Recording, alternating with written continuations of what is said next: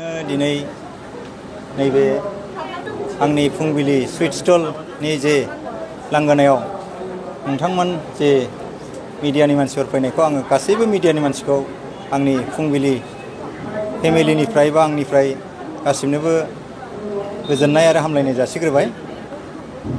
बेखौ आङो सिगांनिफ्रायनो गोसो सिंजों मोनसे साननाय थादोंमोन जे फरायनायखौ मारै गथ'फोरनि फरायनायखौ मारै इनकारेज होनानै मारै गथ'फोरखौ एसे साबसिननिफ्राय साबसिन लांनो हायो आरो जों आवगुनिफ्रायनो नुबोदों जे चिरां डिस्ट्रिक्टआव जेब्लायबो गाहायाव थायो, बिनि बिथोराव जोंनि काजलगाव हाई स्कुला जेब्लायबो माने गाहायाव थायो। आङो बेनिखायनो नैबे जे फरायसा फरायसुलिनि जे एग्जाम बा आनजादनि सिगां दान मोननै सिगां आङो काजलगाव हाई स्कुलनि फरायसा फरायसुलिजों जिरायनानै मोनसे बिसोरजों टेबोल टक बायदि बा मोनसे रायलायनायनि गेजेरजों आं बिसोरखौ इनकारेज होदोंमोन जे नोंसोरो मोजां फरायनानै जाय गथ'आ सेथि थाखोआव उथ्रिसारनो हागोन गासैनोबो आंनिफ्राय मोनसे माने फर्म फिलआपनि बा माबा मोनसेयाव एसे अनसुंथाइनि थाखाय आङो 10,000 माने बिसोरनो दाननै सिगांनो आङो बिसोरनो माने एसे बिसोरनो अफार होनानै दोननाय जादों आरो दिनै बे जिनिसखौनो फैयै फैयै आङो दिनैनि दिनाव आं बेखौ राननो दों बा रानखांबाय आरो दा जागासिनो दङ। बेनि गेजेराव आङो काजलगावआव गोजौ फरायसालिया सरकारिजों लोगोसे काजलगावआवनो थानाय जे प्राइभेट स्कुल गंनै दङ। मोनसेया जाबाय विवेकानन्द केन्द्रीय बिद्यालय इंलिश मिडियाम आरो मोनसेया जाबाय Upendra academy Kajalgaon national academy.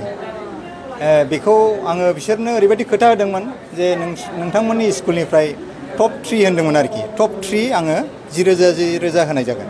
नाथाय आङो मैयानि उनाव माने बेखौ मासि मोनसे बारायनानै टप 4 सिम होनांदों। मानो होनबा विवेकानन्दआव सेम मार्कआ सानै जादों। टप 3आव होयोबा सासेया मोना सासेया मोनो, बेनि थाखाय आङो मोनब्रै होनाय जादों। ओमफ्राय आङो मैयासो उपस्थित बुद्धि आरो जोंहा सबायझार हाई स्कुल गोजौ फरायसालि आरो बिलासपुर मनसरियानिफ्राय सासे माने जाय बांसिन हाई टपार बेनो बेखौ लानानै आङो 18सानो दिनै आङो माने 10,000 करि होनाय जाबाय आरो। दिनैनि नैबे हाबाफारिखौ मा बोसोन होनो गोसो जादों फरायसा फरायसुलि बिमा बिफा? आं गासैबो फरायसा फरायसुलि दिनैबाव मोनबा स्कुलजों लोगोसे गासै आसाम बा गासै जोंनि बिटिआर बड'लेण्डनि हालामनि गासैबो फरायसा फरायसुलिनो आङो जाय उथ्रिसारदों बिसोरनो गोजोननाय जासिनायजों लोगोसे गासैबो फरायसा फरायसुलिखौ जिहेथु जोङो गोदोनि दिनाव फरायनायनि परिबेस मोनबोआखै, बेखौ जों दिनै अनुभब खालामदों जे लेखा फरायाबा सासे फालांगि जानायावबो नानान गोब्राब माने हेंथा सौफैयो। बिनि थाखायनो आं साफ्रोमबो फरायसुलिफोरखौ बेखौनो हास्थायदों आरो खावलायदों जे नोंसोरो जेखि फराया मानो, सोरबा आर्ट्स कमार्स होन बा साइन्स होन, बेखौ गोसो मोदोम होनानै थार लामाजों आवगायनो थाखाय जाहाथे बयबो फरायसा फरायसुलिया आवगायलाङो आं बेखौनो खावलायो। मानो होनबा आङो दिनै आंनो सासे फालांगि दिनै आङो बुंनो थाङोबा नैबे आङो साहा दखान फालांगि आङो 22 बोसोर जाबाय। बिनि सिगां आङो 8 बोसोर आं मालायनि न' माइरं दैबायनानै फालांगि खालामबोदों। ओंखायनो आङो दिनै गोबां आंनि फिसाखौबो आङो नायबाय जे आं रोङाबाबो फोरोंनांगौ होननानै आं सानसे समाव बिशाखापाटनामाव आं स्कुल नायदोंमोन। बै स्कुलाव आङो मिनिजादों इंलिस रोङैनि थाखाय। दा ओंखायनो आं खावलायदों जे गासैबो फरायसा फरायसुलिया जाहाथे मोजाङै फरायो आरो गाज्रि लोगो गाज्रि जिराद बेफोरखौ जों जानगारनाय थायो। आरो आं बेजों लोगोसे साफ्रोमबो गारजेनखौ खावलायनो लुबैदों जाहाथे गोदोनि बायदिथ' दानि दिनाव अभाब गैला, जाहाथे फरायनायाव जाहाथे साफ्रोम गारजेना गावनि फिसाखौ जोथोन लायो, मोजाङै फोरोङो, फिसाया मा खालामदों मा खालामा जाहाथे बेखौ नोजोर होयो आरो गावनिजों लोगोसे जे मालायनि फिसाखौबो जाहाथे बोसोन होफानो हायो आं बेखिनिखौ खावलायदों।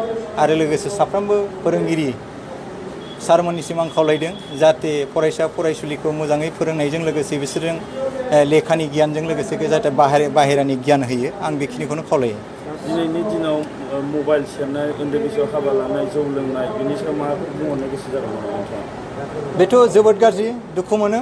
जेनेबा दिनैनि दिनाव जोंनि बुंनो थाङोबा जोंनि बर' माहारियाव रासिन जादों जे उन्दै बैसोआव हाबा लानाया 9-10निफ्राय जों नुनो मोन्दोंमोन। नाथाय जोबोद मोजां थांनाय कয়েকদিन सिगां हिमन्त बिश्व शर्मानि जि एक्सनाव बे एक्सननि गेजेरजों आं भट खालामदों जाहाथे बे खमायलांगोन निश्चय खमायगोन आरो बे उन्दै बैसोनि हाबा जानायखौ गथ'फोरजों लोगोसे गार्जेनजों लोगोसे आं गामि सालायगिरि बिथांमोनखौ खावलायदों लुगैदों जाहाथे जोंनि बर' हारियाव आं नुबोदों सोरबा हिन्जाव खारसनलायोबा बा खारसनफैयोबा लाबोयोबा जोंनि रायजो राजाया मा होनो फैखानायखौ मानो हरनो हो हाबा होनांगौलै होनांगौ जाहाथे बे जिनिसा थाया मानो होनबा 18 बैसोनि उनाव उन्दैया जेबो साननो रोङा जाहाथे जोंनि गेदेर सुबुंफ्रा गेदेमाफ्रा जाहाथे बेफोरखौ सानलायनानै जिखियानो जाया मानो बेखौ बोखालायनानै जाहाथे बोखाफिननानैबाबो लांफिननानैबाबो बिसोरखौ फरायनाय गियान होनाय बा बैसो जाजासिम दोननाय